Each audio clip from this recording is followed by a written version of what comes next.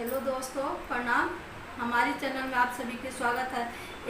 मैं सावन के कजली लेकर आई हूँ, तो मुझे उम्मीद है कि आप सभी के पसंद आएगी सावन के कजली। तो लाइक करिएगा, शेयर करिएगा, सब्सक्राइब करिएगा, कमेंट बॉक्स में ज़रूर बताइएगा हमारे सावन के कजली कैसा लगा। फुल आवाज़ में सुनिएगा हमारे सावन के कजली गीत। ये फर्स्ट मैं गाने जा रही हूँ। आहो रामा इतना बड़ा संसार अमर केहू नहीं खे रामा।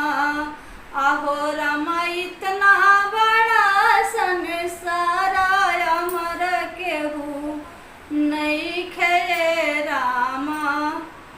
आहो रामा इतना बड़ा संसार अमर केहू नहीं खे रामा। आहो रामा सबसे बड़ी जल के मछली हो रामा। आहो रामा उनहु के पर महाजाला अमर केहू नहीं खे रामा। आहो रामा सबसे बड़ी जल की मछली हो रामा। आहो रामा उनहु के पड़े महाजाला अमर केहू नहीं खे रामा। आहो रामा इतना बड़ा संसार अमर केहू नहीं खे रामा। आहो रामा सबसे बड़ा चंदा सूरज हो रामा। आहो रामा उनहु के लगे ग्रहण हो रामा।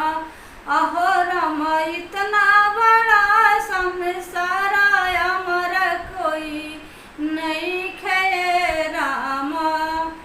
आहो रामा सबसे बड़ा चंदा सूरज हो रामा। आहो रामा उनहु के लगे ग्रहण हो रामा। आहो रामा इतना बड़ा संसार अमर कोई नहीं खे रामा।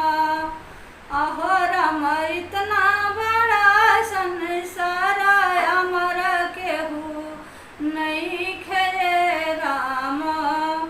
आहो रामा सबसे बड़ा राम लक्ष्मण हो रामा। आहो रामा उनहु के मिलल बनवास अमर केहू नहीं खे रामा। आहो रामा सबसे बड़ा राम लक्ष्मण हो रामा।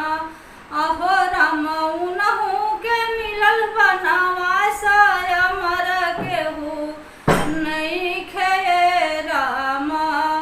आहो रामा इतना बड़ा संसार अमर केहू नहीं खे रामा।